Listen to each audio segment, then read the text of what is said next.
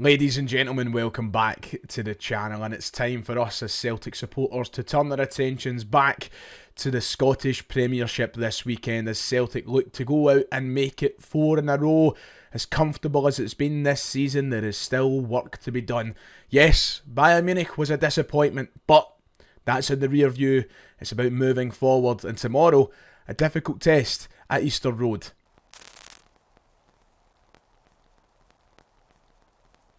If you haven't already, please make sure to hit like and subscribe. It would be much appreciated. We're trying to get to 50,000 subscribers before the end of the season, if possible. Thank you for bearing with me while I was in Munich and the content was a wee bit slower.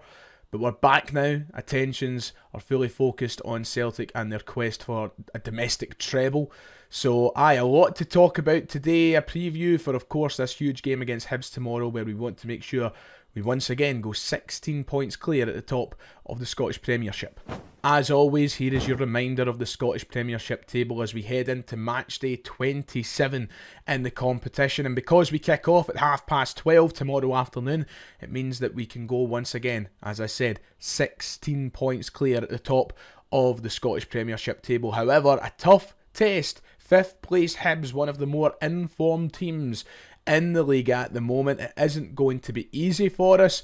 A difficult match, and of course Easter Road, it always has that narrative going into it. I think we can kind of rubbish it now. I don't think we need to sit here and say it's still a bogey ground for Brendan Rodgers. The last few results he's got there have been, more than good enough.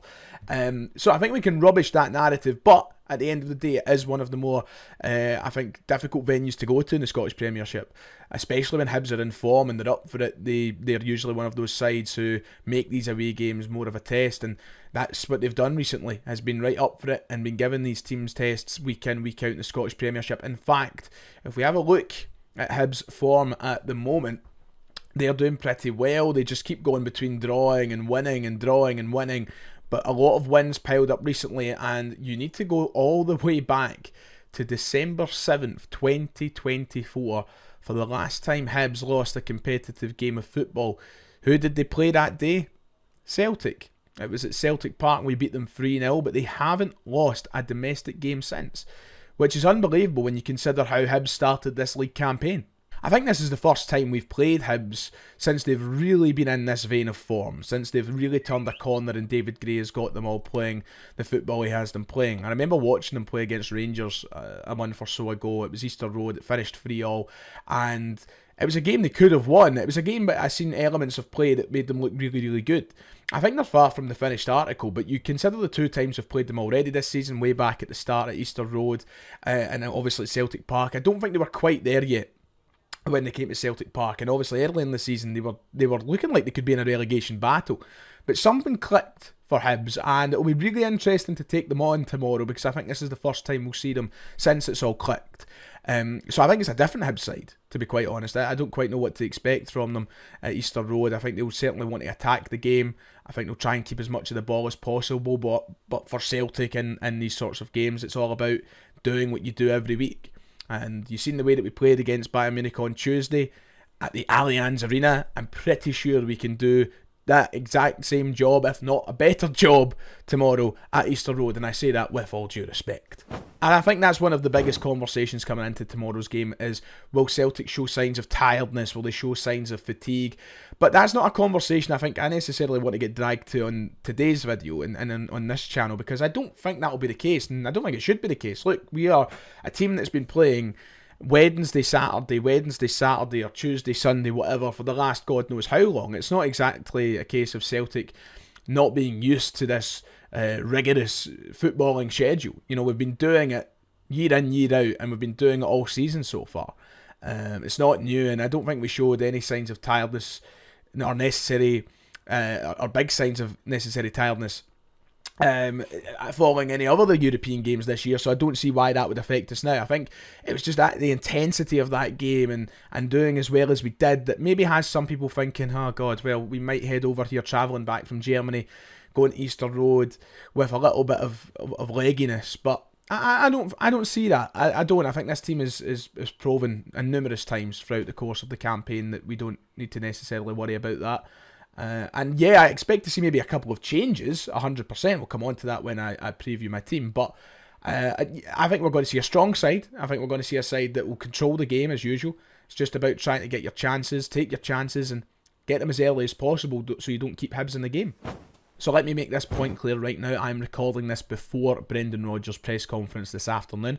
I have to get it done beforehand, so I can't hold on. However, one of the biggest talking points was about Nicholas Kuhn heading into this game tomorrow and whether or not he'll be fit to start or if he's out injured. Brendan Rodgers hasn't commented as of yet, but what we did get was this screenshot from the official Celtic Twitter account, which did show Nicholas Kuhn in training today, smiling away, looks as though he's ready and going.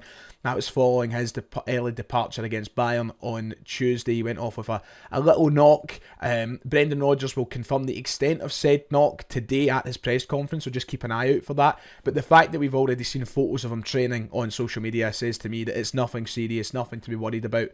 I still think we might see him benched just to give him that rest. If we bring him on, it's because we need to bring him on. But at least we know it can't be anything too serious if he's in training. So we'll wait and see what Brendan Rodgers says about that. I think the only other thing we wait to see what Brendan Rodgers talks about today at his press conference is the other fitness and injury updates to do with Paulo Bernardo and James Forrest, how far they're away from coming back to the Celtic side. And generally just his take on the tiredness / rotation issue at the team, if there will be a heavy rotation or whatever. But yeah, interesting to see what the manager says anyway. I don't think there'll be any groundbreaking bits of information dropped at today's presser, but you'll just need to wait and see what comes from that later on. So here is my starting 11 prediction on screen, and I think Celtic will go with a really strong side. I don't see why they wouldn't, especially with all the games we have coming up. It's hard to just rotate and all the rest of it. We have big games, and straight away my head went, okay, if we're away to Easter Road on Saturday, play the better team there and then rotate on Tuesday. But Tuesday it's Aberdeen at Celtic Park, and I know Aberdeen haven't been great recently, but they are one of the better teams in the league. So there's not really any games that I look at coming up that I'm like, oh, that's the one where we'll see heavy rotation. You look, it's Hibs away, and then we've got Aberdeen midweek, and then we're away to St Mirren, and then we've got Hibs again in the Scottish Cup. And then we've got Rangers. So the next, and then we've got Hearts. So the next, six games especially are all really difficult games, and I think that Celtic will play a strong side tomorrow, maybe with a couple of changes from what we've seen on Tuesday. As you can see, I've brought Luke McCowan in to play over Arne Engels, just purely down to minutes and nothing else, not to do with form or performances or anything like that. But Luke McCowan is somebody who's been fantastic, and he's more than deserving of these starts anyway. We're beyond that whole conversation, I think, of, oh, McCowan's here to make up the numbers, and, oh, we should be given a wee chance. No, McCowan is well and truly part of the numbers. He is one of the important players in this squad, so I expect to see him maybe come into the team tomorrow. As you can see, up in the front three, I have dropped Kuhn from my team just as a potential precaution from the manager, but I would still keep a front three out there of Jota, Kuhn, Jota, Maeda, and Ida. And people might say, oh, Yang should maybe come in, and I don't think that's outside the realms of possibility either. I just think that, once again, being away to Easter Road, we should play a strong side, and this is the strongest available for me. So, yeah, that's the team for me. Not a lot of changes from Tuesday, and I don't think Brendan Rodgers will be considering too many. I hope I'm right, because I've been on the same wavelength as Brendan the last 3 or 4 games. I've predicted either 10 or 11 out of 11, so yeah, let's keep that up, but this would be a team that's more than capable of winning at Easter Road tomorrow. So just to wrap up on the match preview side of things, I do expect Celtic to win the game, and I feel like I haven't given Hibs a lot of limelight here in this video and talking about the way they've played recently and some of their star players. We are at that point of the season though, we've played them twice already. What else do you need me to add that we haven't already seen firsthand? This is the 3rd league encounter between the sides. We're going to play them again in the Cup in a couple of weeks' time. We'll then play them in the split if they finish in the top half. There's only so much previewing of these teams I can do in a season, and that's probably part of the structural problems in Scottish football right now.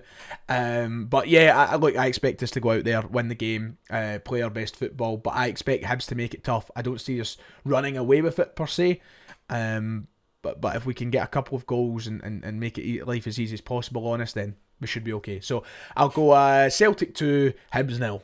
And just before we wrap up, there was an interesting story that came out this morning in regards to Celtic's failed transfer bid for a striker at the end of the January transfer window. Now, this isn't brand new. There was something that came out around a week ago that possibly brought some details to light of Celtic's failed bid for this player. But today, this morning, we had even more confirmation that Celtic, in fact, did make a bid, and it just didn't go through with enough time. So if I go over to this article this morning that was wrote in the Daily Record, David Strelic to Celtic transfer revelation finally surfaces with Champions League sin niggling away. The article went on to say that Bratislava's general director Robert Vitek had claimed that Celtic did not have enough time to submit a bid for David Strelic before the end of the transfer window. It comes after fresh criticism of the Premiership leaders allowing Kyogo to leave without a replacement being snapped up. So in the wake of that, all of these kind of things came out, saying that Celtic had potentially went in for David Strelic. You remember we spoke about it around deadline day on the channel. Well, Vitek has claimed that Celtic failed to beat the clock on deadline day, saying that the Scots didn't have time to send an offer, but we knew how much they were offering. Every offer has its structure for us, and it's important that the fixed part is at the required level. Often, the offer has a lucrative at first glance, but when you look at it in more detail, you wonder whether the individual bonuses are actually realistically available. The bonus structure of contracts can include criteria such as number of goals, starts, position in the table, qualification for Europe. There are many factors that go into this component, and some of them are risky in their own way from an attainable point of view. So essentially, what the general director of Slovan Bratislava has said is that Celtic did make a bid, but it was a bid that was too far off of their terms of agreement to get done in time before the end of the window. Celtic put forward a bid that didn't include enough money up front, and included too much money that was involved in clauses such as goals scored or qualifying for Europe or whatever, and Bratislava just didn't see the point in taking that risk. So Celtic did try and get a striker. They didn't go about it in the best way possible, and if the truth is being told by Robert Vitek of Slovan Bratislava, it looks as though it was David Strelic we wanted, but will we go back for him in the summer? That's a different question. Right, that's us for today in the match preview. If you've enjoyed, please make sure to hit like and subscribe. Let me know your opinions in the comments below. But until next time, take care of yourself, God bless, and I'll see you all for the match reaction tomorrow.